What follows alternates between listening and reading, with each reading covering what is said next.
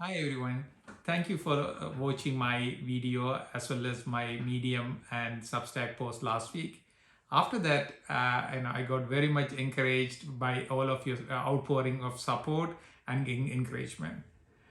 Before I go into my this week's theme, I wanted to first thank my crew, Aditya and Udaya Kumar, who is organizing and helping me set up all these, new social media, as well as my daughter Ragavi and Mithil and son Midhilan, who has been helping me with banner, video editing, and all other work. I appreciate all of your support, people. Thank you for. I need you to continue to help me going forward. So I need to give this credit to you.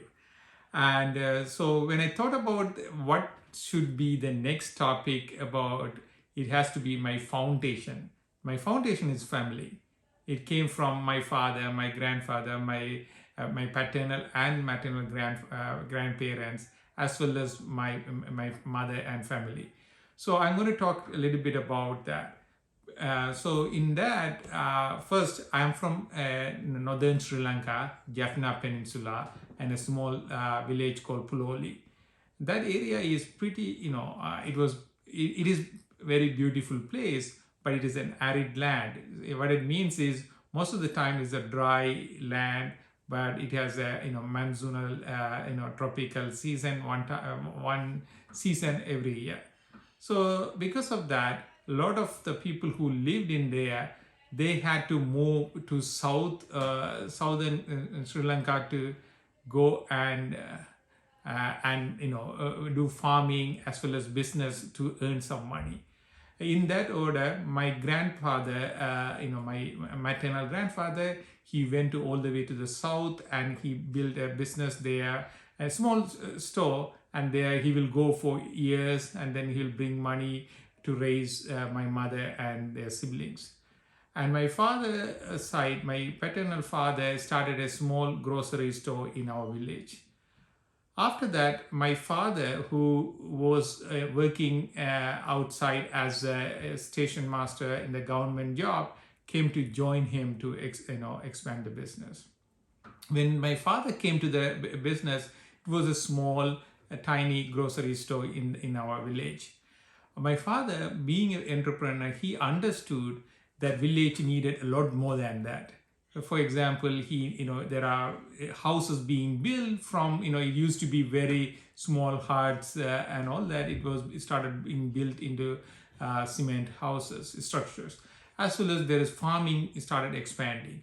So my father took over my grandfather's shop and expanded that small grocery store into a multi-purpose, building material, selling gas, selling petrol, as well as other so many other material and agricultural material for that. So by doing that, he became a prominent person, business person in that area, even though his education level wasn't up to that level.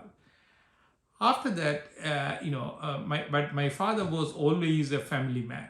So he took care of us. He was always there for us, and he took care of his siblings as well as my mother and my 7 siblings to make sure we are successful in this world. And unfortunately, at young age of 60, when I was 12, he passed away of heart attack. But still, he left with so much legacy. I can still understand. And I had the front row view. Even though I was just 12 years old when he passed away, I was right there with him most of the time. In his, he used to ride his bicycle to the temple, to the community center, to the shop, and anywhere we went, I'll just hop on it. I'll sit there and listen to it. And as in my father's business, I used to go with him. And when I was 8 or 9 years old, my grandfather used to come and sit in the cashier box and transact. So I'll be sitting on his lap and helping him change money and give them part. So some of the learning from that is my grandfather taught me about how to make changes. So because you can't make mistakes during that, there is no calculator. So what he did was basically he would ask me to first subtract the big numbers, from the money people give you, from the money it is, the grocery cost, and you subtract that one. And then when you're giving back the money to the people, for example, if there's $8.50 and they give $20, so you start from $8.50, you give 50 cents, it become 9, and give a $1, it become 10, then you give 10, it become 20. So you count that from the amount. By doing that, both you as well as your customer don't get messed up with the math on those. So he told me when I was 9 years old, sitting in his lab. And then as a business part of it, if I can think what my father did.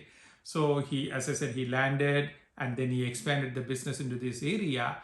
Then he looked around and found out, there is an opening next door as a postmaster. So since in the local town, that is a government job and that is a permanent job, he applied for that. He got that job also. So that way he will have a fixed income coming from his, the government job. And so he hired a person to run the post office while he, next to his store, and he will be there when needed as a, head of the post office. And he expanded that. Beyond that, what he did was there was a lot of government subsidy in 60s and 70s to, for people to go and do farming. So he went and, acquired land from some of the remote areas, along with other people in our village who are entrepreneurs or farmers who wanted to do that. And you get these, 100-year lease for this land, and you go and do farming. So, if you can see, my father started with the business, and then he went to the post office, and then he went into doing this farming on the remote land and buying coconut fields and various fields. After that, locally also he acquired a lot of land to do farming. So there, I had 4 other brothers and 2 sisters. We were required to go and work there along with the local farming workers, and we used to plant onions, chilies, and tobacco, and and many more plants. So for us, our typical day is 5:30 in the morning. We'll get up, we'll go to the field and do some of the watering to the plants, and then we'll come back and get ready to go to school. And after the school, we'll go and play in the fields, cricket or volleyball or something in the local area. Then in the night, we'll have to go back to the store to help my father close the store, because that is the tradition we were brought up.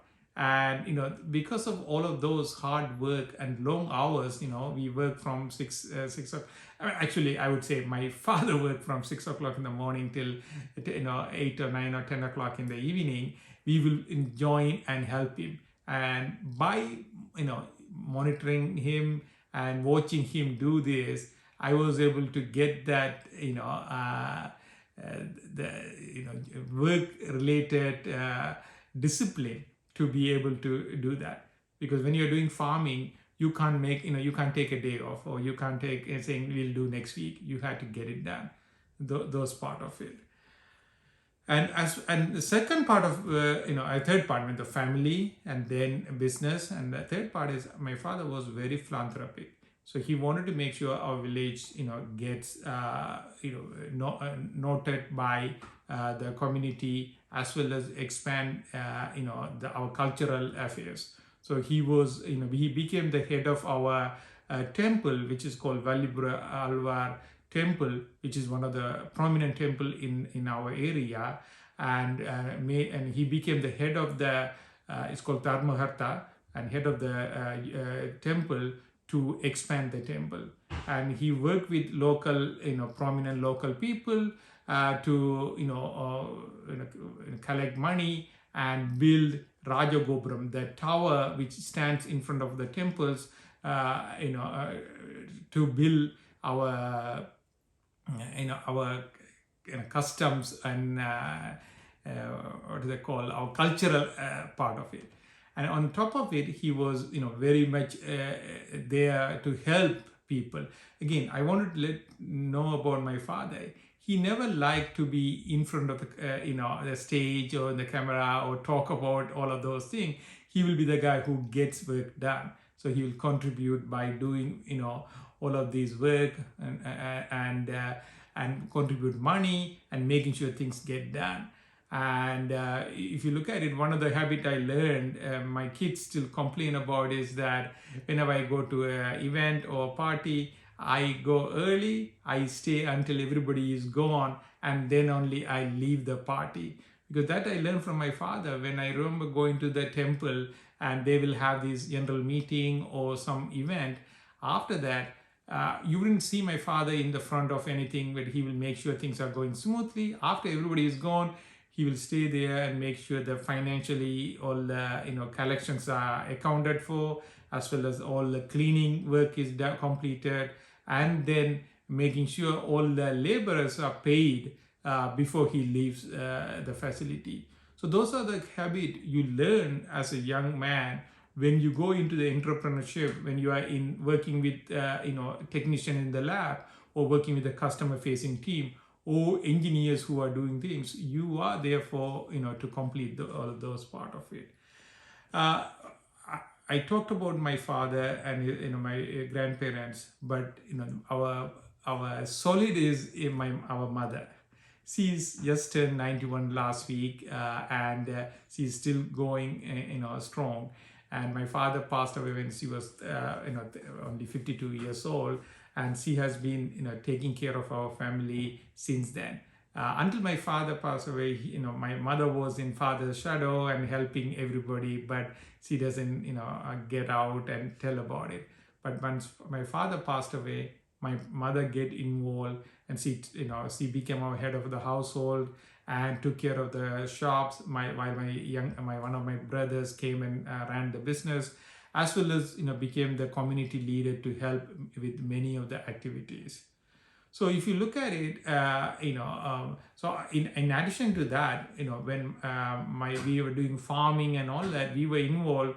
My sisters and my mother would get involved and cook food for all the farm laborers.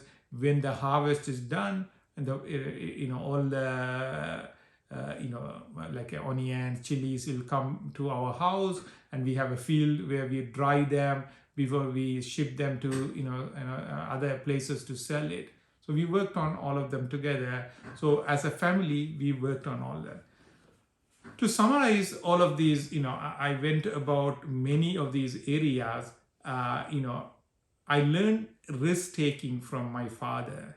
You need to take risks. You need to, the second one is you start doing something. And, if you look at it, many of the successful leaders in US, they land and expand. For example, if you look at Bill Gates, he was a software guy, and then he went into philanthropy. But I don't know if you know that he owns a lot of land. I think he's one of the top landowners in US. So those are the kind of areas I'm thinking my father used to think 30, 40, 50 years ago about doing that.